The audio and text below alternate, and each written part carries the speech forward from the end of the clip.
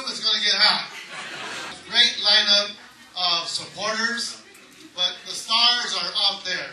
You are the stars of this district. The community is what's going to make the difference. We've seen it in the past 20 years. Working with you together, it is you who makes the difference. There are 15 council members in the city council. And I've had the pleasure of working with, I think, 2 different classes now. One of the class groups that I've been able to work with is here with us. I consider him a good friend, a dear neighbor. What's more important is that we see the city in a seamless way. Yes, we represent districts, but this is about neighborhoods. So my ability to work with Jose Luisar has been a great experience. Jose has been supporting us in some tremendous issues. I am honored to have him as one of the main supporters in the Northeast LA area for Jose Gardea. Our council member of the District 14, Jose Luisar, hiding behind the balloons. Happy New Year, everyone. Good morning. And first and foremost, let's give a big round of applause to our council member from Council District 1 who's done a great job these last 12 years. Because of him, CD1 is in better hands and he's ready to pass off the baton. Let's give him a applause. For all the good work that Ed Reyes has done, focused on what's important in the community, having a real grassroots effort to make sure that everyone gets involved to improve our communities. It's important to have that continuity. And where he's ready to pass on the baton to someone who has been in the trenches with him, answering those calls, talking with constituents, knowing where every pothole is in the district, knowing every tree that needs to get trimmed, knowing all our neighbors in Council District 1, we're ready to have a new council member for Council District 1, and his name is Jose Gardea. We need a fighter to make sure that we continue to protect our communities. And like I said, Jose knows our communities. I'm looking forward to working with him these next, I have about 6.5 years left. These next 6.5 years. And I'm looking forward to working with all his team to continue the vision that we've had in our bordering areas. So I'm very proud to support Jose. But you know what? It's going to be an uphill battle. Let's not fool ourselves. We're going to need to be out there knocking on doors. We're going to need to make those phone calls. We need to remind the voters of what Jose has done to improve this community. And now he wants to continue to do that good work, and we need to support him.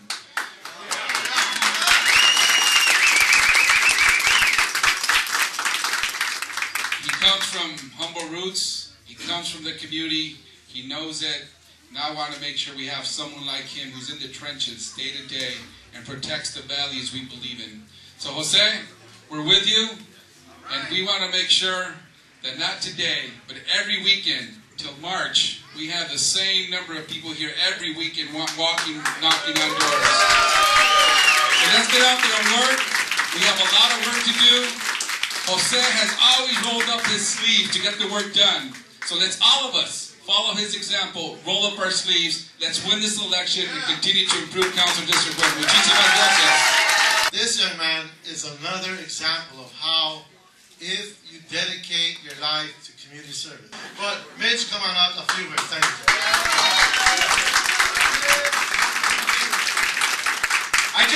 I was in the neighborhood. No, it's fine. I drove all the way from the northwest San Fernando Valley because this race is critical to the future of Los Angeles. This is the heart. This community is the heart and the backbone of this thriving city.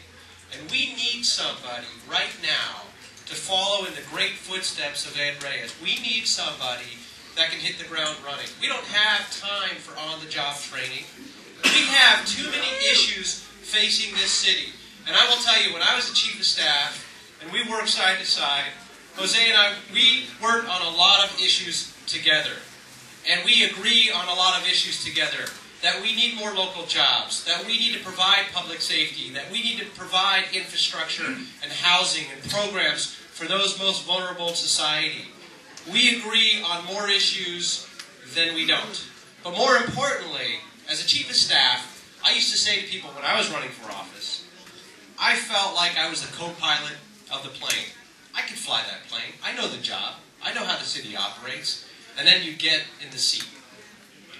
It's totally and completely different than I ever fathomed. You're more like the mechanic on the plane. You can fix everything. You know where all the electrical systems and all the nuts and bolts are supposed to fit together, which is critically important. But there is no co-pilot. It is just the council member. But I will tell you right now that Ed Reyes has had the best mechanic on that plane. We don't have time.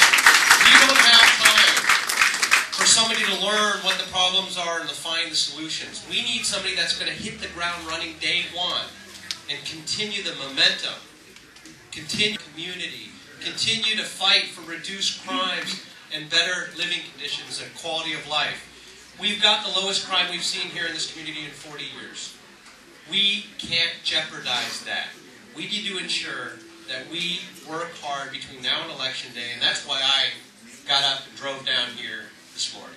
That's why I wanted to be here, because I want to see my friend and my colleague on the City Council working to continue the efforts that we've worked together for so long. So thank you very much for giving me When you feel her energy, it's going to remind you of yourself. When you hear your voice, it's going to remind you of yourself. More importantly, this is about how we need to continue to support Jose, because we are about the community. Thank you. Thank you, Councilman Ed Reyes. I'm really honored, and I'm really happy to be here today because Ed, 12 years ago, actually more than 12 years ago, I met Ed, and I felt that he was real, he's passionate, and he cares about our community. And he left. I was heartbroken. I was so mad. He left. Redistricting. And then he came back. So as soon as he came back, we had to save the pool. The Glass Park pool was closing down. So everyone said, it's going to close down. It's not going to happen. So then here comes Jose Gardea. No, Maggie, let's have some meetings. You need to do this. You need to do that. Okay? And people were, no, it's going to close down. So here comes Jose Gardea. Before the meeting, we met with Kevin Keegan, and he goes, you're going to keep this pool open. And the reason it's so important to keep the pool open, because we have so many children, like myself, that grew up in Glass Park, that my mom didn't have. We never went on a vacation because she was a seamstress. And the pool was our vacation. The pool is an opportunity for kids. For example, my daughter worked at the pool. We go to the pool. There's families that live on Drew Street that go to the pool. People from Jose Huizar, they go to the pool. Everybody goes to the pool because that is a vacation for kids to stay out of drugs, to keep healthy, obesity, all the stories. How can you just sit there and hear all these stories and not do something about it? Jose Gardea, he was there. Maggie, let's do it. And we kept the pool open this summer. About how we make a difference for our community. And that, to me, is significant. So I'd like to call out Jimmy Gomez.